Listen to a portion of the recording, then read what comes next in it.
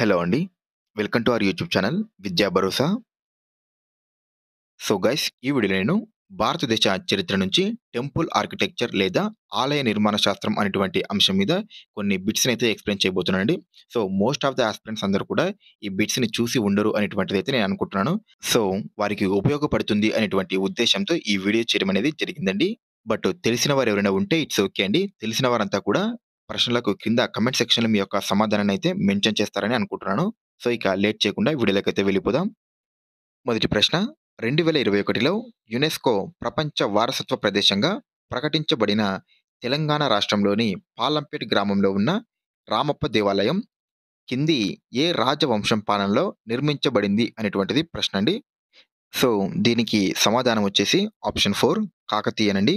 ఈ రామప్ప దేవాలయాన్ని రుద్రేశ్వర ఆలయం అని కూడా పిలుస్తారండి. అయితే దీని యొక్క నిర్మాణం వచ్చేసి 1213వ సంవత్సరంలో కాకతీయ పాలకుడు గణపతి దేవుని యొక్క జనరల్ అయినటువంటి రేచర్ల రుద్ర గారిచే దీన్ని ప్రారంభించడం జరిగింది. ఇక్కడ గణపతి దేవుని యొక్క పరిపాలనా కాలం వచ్చేసి మనకు 1199 నుంచి 1262 వరకు ఈయన పరిపాలించడం అయితే జరిగిందండి. రెండవ ప్రశ్న మోతేరా సూర్య దేవాలయం ఎక్కడ ఉంది అనేటువంటిది ప్రశ్న అండి. సో మనకు ఆన్సర్ ఆప్షన్ 3 గుజరాత్ రాష్ట్రంలో ఉందండి. సో భారత పురావస్తు సర్వే ప్రకారం ఈ మోధేరా సూర్య దేవాలయాన్ని ఎప్పుడు నిర్మించారు అంటే క్రీస్తు శకం 1026 మధ్య నుంచి 27 మధ్యలో చాళుక్య వంశానికి చెందినటువంటి మొదటి భీముని పరిపాలనా కాలంలో ఈ మోధేరా సూర్య దేవాలయాన్ని నిర్మించడం అనేది జరిగిందండి. దీనిని దీర్ఘచతురస్రాకారంలో నిర్మించడం అయితే జరిగిందండి. అలాగే ఇందులో దాదాపుగా వివిధ దేవుళ్ళు మరియు దేవతలకు కలిపి దాదాపుగా ఒక 108 మందిరాలనైతే ఇందులో నిర్మించడం అయితే జరిగిందండి. తర్వాత ప్రశ్న ఈ క్రింది వాటిలో ఏ సూర్య దేవాలయానికి గుజరాత్ రాష్ట్రం ప్రసిద్ధి చెందినది?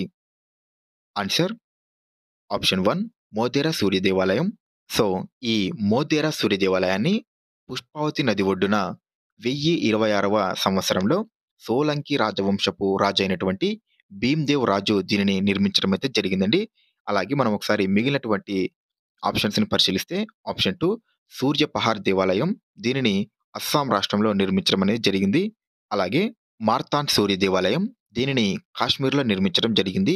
చివరిగా ఆప్షన్ 4 కోనార్క్ సూర్య దేవాలయం. దీనిని ఒడిషా రాష్ట్రంలో నిర్మించడం అయితే జరిగిందండి. తర్వాత ప్రశ్న హంపి విఠల్ ఆలయాన్ని ఎవరు నిర్మించారు? ఆన్సర్ ఆప్షన్ 2 రెండవ దేవరాయలు. ఈ దేవాలయం హంపిలో ఉన్నటువంటి అన్ని స్మారక కట్టడాలలో కంటే కూడా ఇది గొప్పదండి. దీనిని విజయనగర శిల్పకళ శైలిలో దీనిని నిర్మించడం అనేటువంటిది జరిగింది.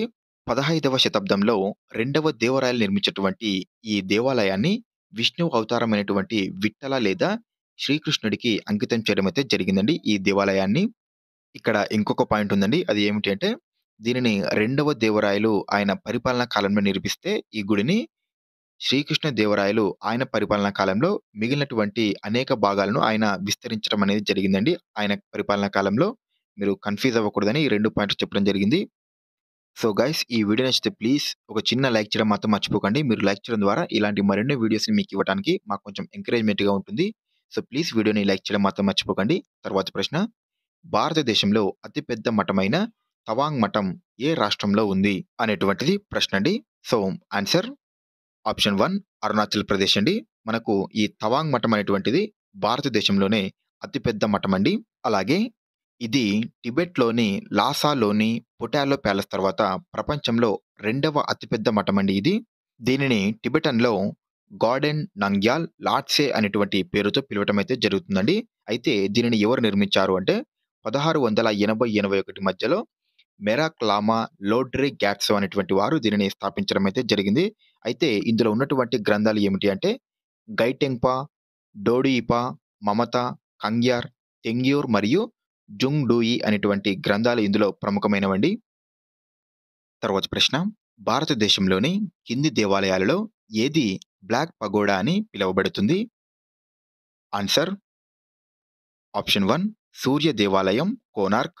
ఈ దేవాలయాన్ని భారతదేశంలోని ఒడిషా తీర ప్రాంతంలోని పూరీకి ఈశాన్యంగా 35 కిలోమీటర్ల దూరంలో కోనార్క్ వద్ద తూర్పు గంగా రాజవంశం యొక్క రాజైనటువంటి మొదటి నరసింహదేవుడు 1250వ సంవత్సరంలో దీనిని నిర్మించడం అయితే జరిగిందండి. దీనిని ఒడిషా శైలి లేదా కళింగ నిర్మాణ శైలిలో నిర్మించడం అనేటువంటిది జరిగిందండి. అయితే ఈ దేవాలయాన్ని 1676లో యూరోపియన్ నావికులు బ్లాక్ పగోడాగా దీన్ని పిలవటం అయితే జరిగిందండి. ఎందుకంటే ఇది నల్లగా కనిపించేటువంటి ఒక గొప్ప శిఖరంలాగా కనిపిస్తుంది కాబట్టి దీనిని బ్లాక్ పగోడాగా పిలవటం అనేది జరిగింది.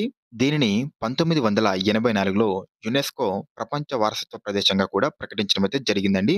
అంతేకాకుండా భారతదేశ కరెన్సీ నోటు అయినటువంటి రూ. 10 నోటు వెనుక వైపున కూడా ఈ దేవాలయం యొక్క చిహ్నాన్ని ముద్రించడం అనేటువంటిది జరిగిందండి.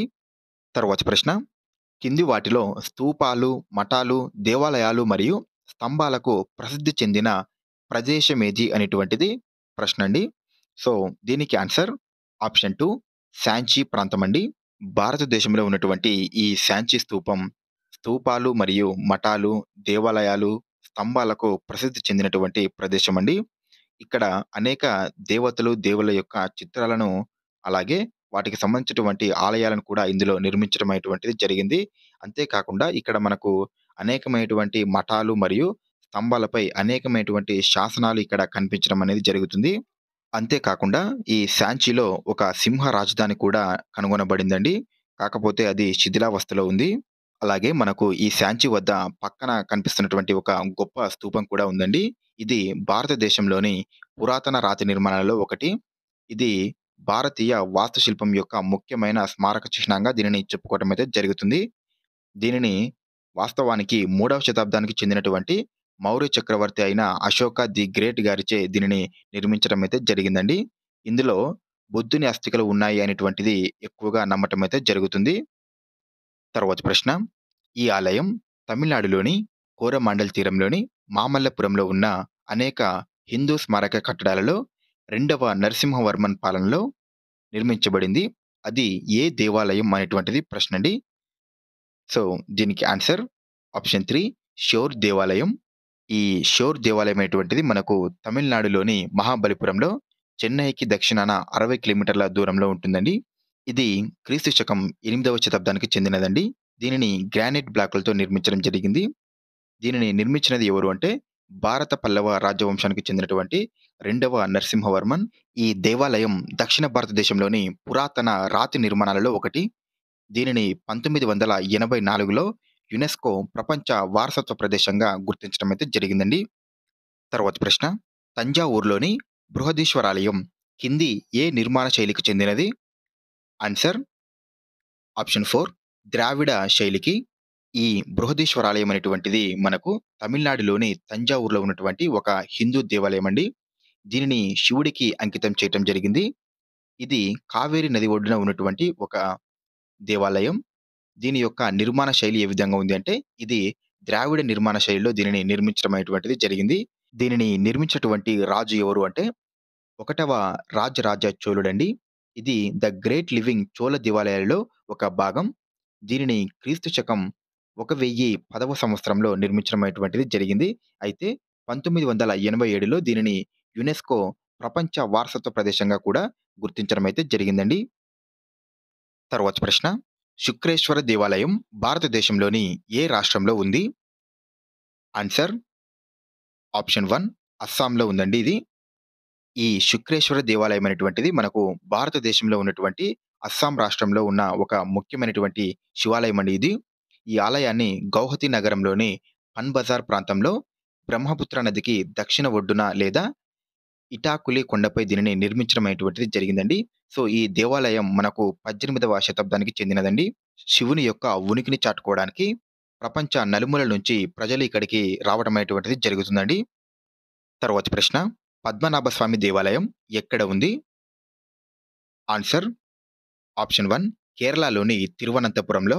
సో, ఈ పద్మనాభ స్వామి ఆలయం కేరళలోని తిరువనంతపురం ప్రాంతం యొక్క తూర్పు కోటలో నిర్మించడం జరిగిందండి. ఈ ఆలయ చరిత్రను మనకు 8వ శతాబ్దం వరకు గుర్తించవచ్చని మన భారత చరిత్రకారులు చెప్పడం అయితే జరిగింది. అయితే ప్రస్తుతం ఉన్నటువంటి నిర్మాణాన్ని బట్టి అప్పటి ట్రావెన్కోర్ మహారాజా అయినటువంటి మార్తాండవర్మ 18వ శతాబ్దంలో దీనిని నిర్మించాడు అనేటువంటిది ప్రస్తుతం అయితే ఇప్పుడు వాడుకలో ఉందండి. సో, ఇదండి ఇవాల్టి వీడియో. ఈ వీడియో నచ్చితే ప్లీజ్ ఒక చిన్న లైక్ చేయడం మాత్రం మర్చిపోకండి. అలాగే మన ఛానెల్ ఇంకా ఎవరైతే సబ్స్క్రైబ్ చేసుకోలేదో వారు వెంటనే సబ్స్క్రైబ్ చేసుకోండి. Thank you.